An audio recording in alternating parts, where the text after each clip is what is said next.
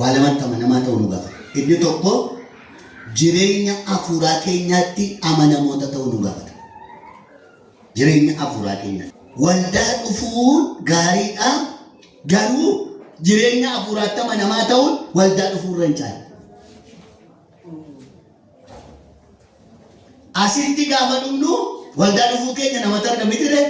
Jireenya hafuuraatti amanamaa ta'uu keenya garuu nuuf Waaqayyo dubbatu dhuga baatu. Jaarsi waldaa maali? Indaanuu nala waldaa dhufeera. Eeyyee fuuldura yoo ta'a tureeru. Kanuma beekanaa jaarsi waldaa. Bitire. Amma Waaqayyo beektu hin jiru haadha koo. Hin jiru haadha koo. Tola isaan waldaa dhufeera. Waaqayyo galanna ta'u toora sadaffaa irra tureeyyu. Egaa isuma agarre jireenya hafuuraatti amanamaa ta'uuni waa'ee nama sanaa kan adda baasu eenyudha? Isaaf Waaqayyo duwwaadha.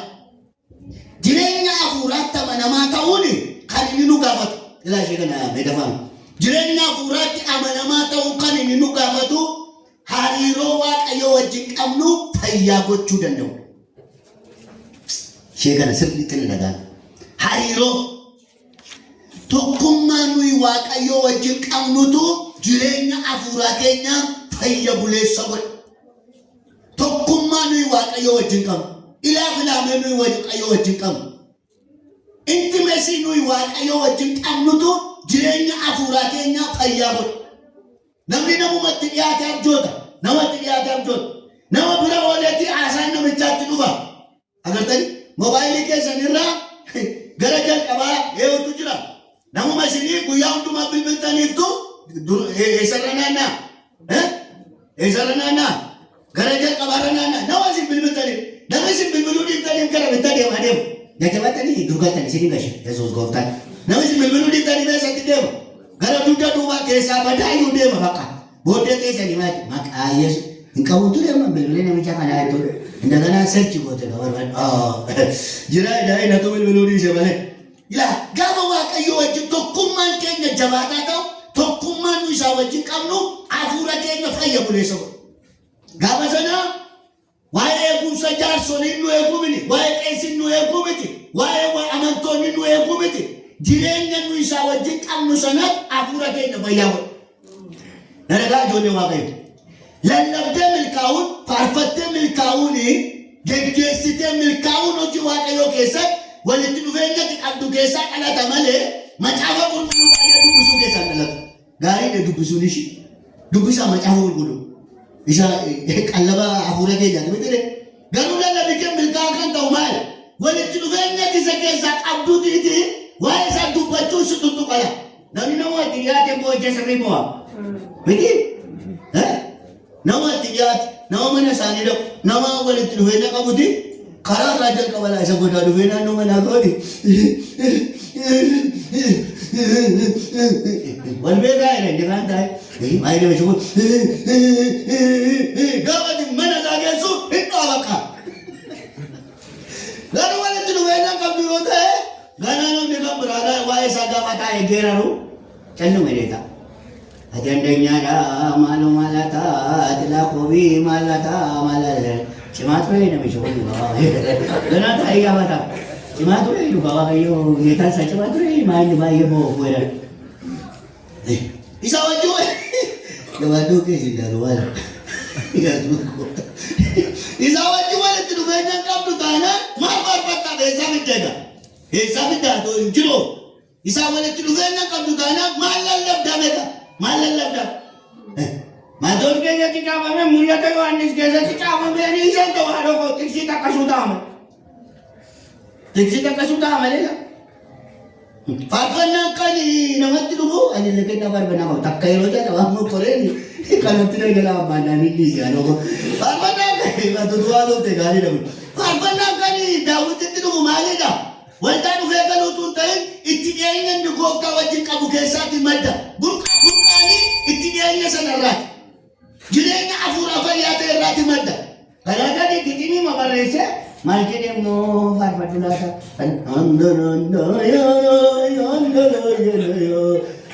Akkasaa bakka itti dhufee jiroota giddiin barreessaa itti kana ammoo qofa taa'eetti barbaada bakka eessatti qaxamu kana booda garuu walitti dhufee ni jiraanne najajjabe si ano ko ano. Walitti dhufeenyi raadana gartanii waaqayyo toora weedaloo isaa isa dafite qooqee dhoowwata miti waaqayyo. Waaqayyoof galanna ta'u. Ilaa ijoollee waaqayyo na dhagaa. Rakkoon bara keenyaa, rakkoon lubootaa, rakkoon hojjetoota wangeelaa, rakkoon tajaajiltootaa akeeka kanatti warri waamamanii amanamoota ta'uu dadhabu. Maaloo jireenya hafuuraa fayya buleessa ta'e dhabu. Namoonni gaafuma lalaba qabdaniiti as bahee qaxxalata akka namicha kana walitti qaxxale. Haaleluyyaa Yesuusii kana gargaaree fuudhee shimbuusiitti dha. Agartanii? Gaafa asitti bahuuti fuudhee maal godhe? Iddoo tokko walitti hidhuudha akkeetti kotteessaniiti gaafa asitti barbaadaman. Gobaayira bakka gaafa xumuroom itti baasan itti baasan tajaajiltoonni bara keenya maal gaafa amantoota irratti waan fuudhanii walitti qaxxamatu abbaan hojii waaqayyoo dhaayee kana itti dhiisee wajjin akkuma akkasaatti keessa ba'a gaafa sagantaa isaa xumuree dhumma itti buqqifatee ta'a. Akkatti jireenya fuula fayya buleessan ta'u. Cubburraa kan si daangessu xiqqii akkasuu miti laa xiqqsiin galee dadhaa jiru. Cubburratti mo'icha kan si laatu amma isatti dhiyaatte. Waaqayyo ayyaana nuuf abaayisu. Annani naaf abaayee. Mootii waaqaaf lafaa warra kan isaa wajjin abidda isa buusu warra kan isaa wajjin balbala mana hidhaa isa cabse har'a isaan asii wajjin hojjechuu barbaada waaqayyo. Garuu maal barbaachisa hafuurri keenya amanamaa ta'uu dhala. Lafa namni suuraan jirretti lafa dhiyaan keen jirretti isaaf hafuura keessanaaf amanamaa ta'u. Jireenya hafuuraa fayya buleessa qabaachuu. Agartee biyya kana miila tokkoon dhaabuun kan danda'amu yaadaan ture kaleessa galgalasii ganamas yoo abuna gargaree hin dubbatamu. Biyya kana miila tokkoon dhaabuu maaliif danda'ama beektu? Amaariyaas miti Ingilizeenyaas miti. Jireenya hafuuraa fayyaa qabaachuu. Gaafa sanaan lafa hidhateetti bobaasa keessa bokka gaafa jedhu maal isaanu biyyi badeeraa jiru. Yerusaalemiin irraa isa dheeraa nama kudha lama ta'anii agartanii Yerusaalemiin mana qulqullummaa warra Yihuudootaa miila tokko irraa isa bakka biyyi badeeraadhaan jara kana yoo qabdan malee biyyi manca'eeraadhaan fayyaadhaan jireenya isaanii. Gaafa jireenya hafuuraa keetti fayya buleessa taatu fayyaan kee wachi keessan diinagdeen kee wachi keessan abjootanii fi xabaafachuun achi keessan karoorsanii bakkaan ga'uun achi keessan agartee gabaati hafuura keetti fayyaa taatu harkiftuun kee waaqayyoon taala kan ol si harkisudha dhibba ta'anii kan si harkisanii danda'an gabaati fayyaa taatudha baay'oon hafuura waaqoot ofuma isaatiiti Yesuus Kiristoos anuma tokko gara waaqaatti akkas butame ol bahila. Gaafa hafuurri kee fayyaa ta'u ati ol butamaa deemtala. Warra si lolan irratti maal taatan ol kaatan. Inni taatu malee qaqqaba bakka.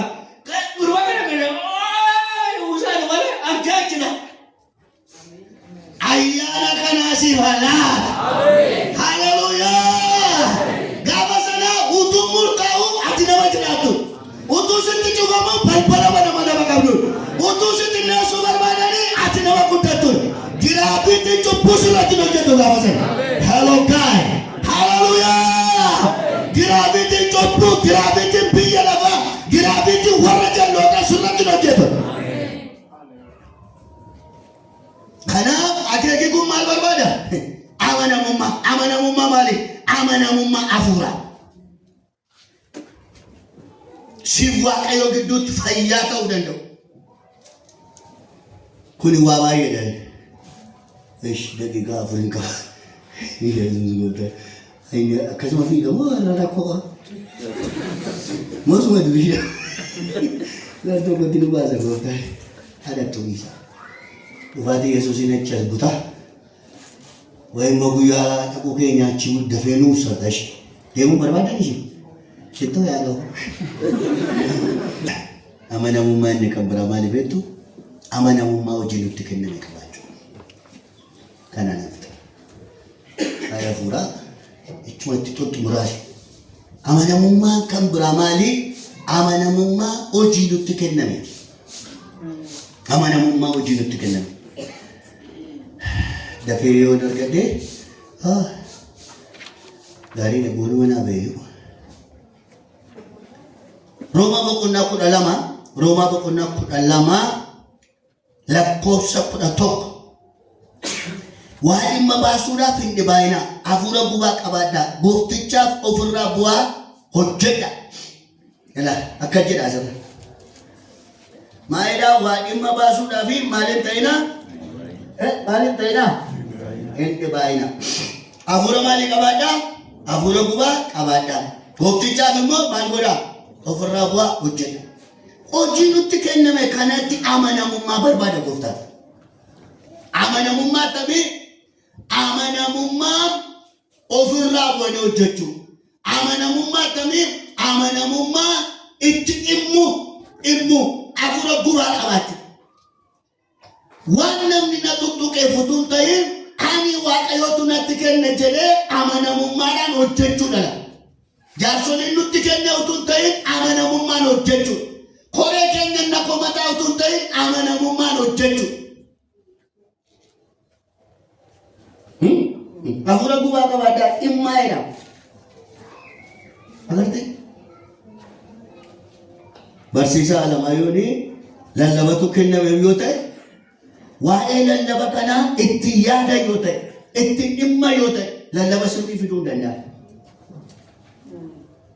Achuma ga'een ilaalaa jedhu yoo ta'e barsiisaa Alamaayoo achuma ga'een ilaala Yesuus gooftaadha hafuurri waaqayyoo fi nuun hojjetaa jedhu yoo ta'e hin danda'amu barsiisaa Alamaayoo. Yeroo ana godha fakkeenyaaf fuudheeshi. Maal barbaada hafuurri waaqayyoo itti dhimmuu koo barbaada.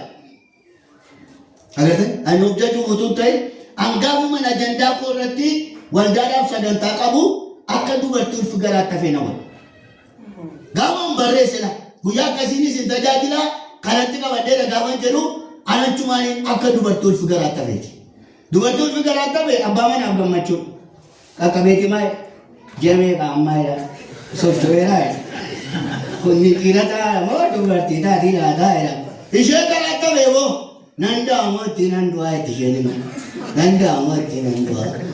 Nanda'amotti nan du'aa. Akka itti bakka isheen yoomii gammadi beektaa gaafa ulfatana deessee jettuuti shaagalatu yaa waaqayyo. Bilaa amma gaafa tajaajilu namatti tola miti ree.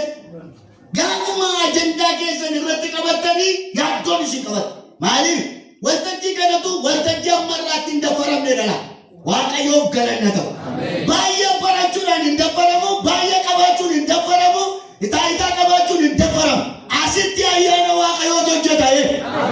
Abbaan iddoo kanaa ulfina isaa eenyuuf hin laata? Kabaja isaa eenyuuf hin laata? Iddoo kabajameedha kun. Haaleluyyaa. Abbaan waltajjii kanaa waltajjii isa kabajate ammarraatti. Boorisin eeggatadha. Haaleluyyaa. Kanaan maaliif si yaadda sabeetta yoo waaqayyo hojjete malee dandeettii keessaa hin dhufu bakka. Yoo waaqayyo hojjete malee, yoo waaqayyo dubbate malee, yoo waaqayyo arraba keetti fayyadame malee, yoo waaqayyo hojjete malee, yoo waaqayyo nartii kee guutummaatti dhimma ba'e malee waltajjii kanaa waggaa baay'een dhaabbatanii hin danda'amu. Kanaaf nama yaadda sana. Hojii kanatti amanamaa ta'u maal itti yaaduu barbaachisaadha. Maal hojjetu, maal lallabu, maal faarfatu. Hojii maaliin hojjetu aduu gaafa kana ciisanii aduu. Dhokkaatee jilbeeffachuu dadhabde illee ciistee aduu.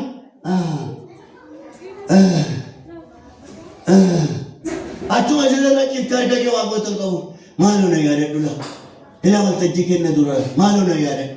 Itti yaaduu gaafa kana hojii waaqayyooma ijoollee keenya akkasa utuu gabaa dhaqanii harree daakuu keessaa baasanii darbanii miti. Namichaaf sagantaan maal gabaadha godha miti ree harree moodaa guddaa keessatti akka maal godhu keessaa baasee akkamitti laaddoon kun ofirraa bu'uu itti yaaduu itti dhimmuudha bakka.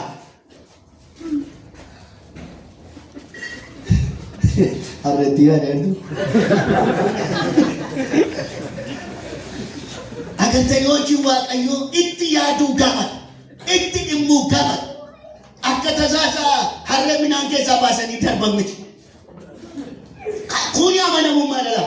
Ciifteetti hirriba dhabu. Utuu karaarra deemtu itti yaaduun. Utuu dadhabdu fuula waaqayyootti kuftee biddeen kadhachuu dhiiftee ajandaa si harka jiru kadhachuun amanamummaa irraa dhufa. Waaqayyoon waa gargaara. Ameen. Gaafa sana gaafa itti yaadu Gaafa itti dhamaatu. Gaafa dirriba kee keessa ciftee taatu. Harki Waaqayyoo kee dhaabata. Haaleluyyaa. Kan jedhamti ree inni gaara Ejersaatti ol ba'ee dhiigisaa akka dafqisaa akka dhiigaatti amma cabutti ka'e jedhan. Waaqayyoo immoo ergamaa isaa ergee beeka. Gaafa itti yaaddoftu amanamummaa kanaaf jettee gaafa itti rakkattu Waaqayyoo ergamaa isaa si erga. Ati gaafa sanaa harki kee harka Waaqayyoo ta'a. Agartuun kee agartuu Waaqayyootti dhimma ba'u ta'a. Arrabi kee arraba Waaqayyootti dhimma ba'u ta'a. Miilli kee miilla Waaqayyootti dhimma ba'u ta'a. Hal Waaqayyoo dhumaa na jira. Lafatti na najjeesini jira. Lafatti na najjeesini. Erga nu waame Waaqayyoo dhimma nutti ba'a. Haaleluyyaa. Dhugaa Waaqayyoo. Lafatti maaliif duudhanu? Erga nu waame Waaqayyoo nu wajjin akeekasaa fi dhaabaas. Waaqayyoo balbala siin banuu barbaadu habanu Waaqayyo. Waaqayyoo karaa siin saaquu barbaadu hasaaqu Waaqayyo. Waaqayyoo nama siin hiiku barbaadu hiiku Waaqayyo. Waaqayyoo biyya siin ga'u barbaadu siin ga'u Waaqayyo. Hallelujah. Dubbadhu deeyyuu lafee koo keessa maal godhani? Akka biddaana guba na nyaate. Eessarraa dhufa gumbeettaa dhimmuurra dhufa. Waaqayyoo hojii isaan hojjetata. Inni hundumaa danda'a. Isa maaltu dhiba jechuun Waaqayyootti. Kana Yesuus fakkeenya isaa barsiise miti jedhe. Kanuma akkuma tokko fuudhee ishee akkuma tokko awwaale. Bakka akkuma lama akkuma shanitti dillaati. Wanjalanyaa wayidha. Kuuba tokkotti diganname duduun godhee awwaale. Gaafa abbaan qabeenyaan uumamaa jeera sammuu isa caala. Ati jedhe utuun facaasiin maal goote hammata jedhe. Utuu bitirsiin maal goote walitti qabata. Ingana nama jeera isa keessa buuse bakka. Ati cimaa ati guddaa ofi keessa biyyoon dhimma gaafata taa'e. Akkam guddaa ta'e erga beekte. Utuu hin facaasiin erga nan hammadha ta'e. Utuu walitti qabina duuroo isaa hidhadha erga ta'e. Erga kana beektee maa kan biraatti naa laannee ta'e maa balleessi ta'e. Kanaaf inni hiriiroo akkasumna qabdeedha sun isaan baafne. Agartee harka isaa iddoo duwwaatti hidhaate kana achi boollatti gad darbataa. Isa hawaaniin na odeessu kana hojii sana hojjenne kana achi gajala achi kana mutaatti. Namoonni baay'een haasaa kana haasa'u Waaqayyo. Yoo dhiibneyyuu ati hojii qeeqeetu. Ati dhiigaa hojjettoo ta'e maaliif dhiisuu si gidduutti. Gaalii garbeelii dhufa. Gaalii garbeelii si bakka bu'anii haasaan akkasiin jiru haadha. Gaalii garbeelii hojii mataa isaanii qabu. Keessi Daanuun Daawitiin keessi Wadaajoon hojii mataa keessanii qabu. Kanaaf Mikaa'eliin tamasgeenii bakka bu'u. Mikaa'eliin lallabaaf gabboo eddana dhaabatu surree kootiin itti hojjetame. Kanaaf tamasgeenii waan dhiisee foonitti uwwisaa sadhaabuu waata. Eessa haasaan akkasii? Akka inni danda'u erga bartee danda'ummaa isaa amaniiti isaaf kurkuri. Kan dooniif jiru. Kan isaaf doonii jiru haa ta'u. Erga carraa du'aa kana sichi beeknu malee amma ammaatti nu oolche. Nu warri jiru immoo lallabnu. Isa dubbachuurra kan caalinu ajandaan qabu. Michuun keenya du'aa kennuu barbaadeessa. Jaalalli samarrummaan keenya qabeenuu dhiisuu dideessa. Eebuun irraa eebuu boodadhamne jaalala isaati.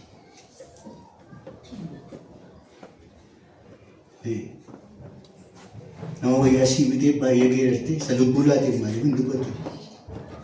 Nama biddeen gaaf tokko misaa si nyaachisee waa'ee isaa guyyaa meeqa dubbatte isa gaaf tokko lubbuu isaa siif jedhee laateef maaliif hin dubbatu? Mayyuu gatii dubbifattaa? Mayyuu gatii dubbifattaa? Anaaf naaf godhe waan jettu qabdaa waan namaaf gochuu qabu wal qixa godhe. Naaf naaf godhe balbala koo cuufte kakuu koo naan raawwanne mana kee keessan gugguufa malee anaaf waan naaf godhe jetta amma yoo ta'e. Lubbuu kennuurra kan caale maaltu sii ta'a? Lubbuu kennuurra kan caale. Anaaf wal tokkicha waan namootu lubbuu sana laate. Deemna irratti waa'ee biddeeniif hin komatamu Yesuus. Manna jibu waa'ee manaaf hin komatamu Yesuus. Waggaa meeqa biyya kana keessa jiraannu as waan jiraanneef hiitee na biraa deemte jennee isa koban. Kottu biyya kana keessatti si wajjin akeekasaa fi kan baasu barbaada. Suma qabaa. Suma qabaa situ jira amma orgama kan biraa fidata. Kottu nuyi amanamne kottu jireenya kenname qabaanne hojii kana fiixaa.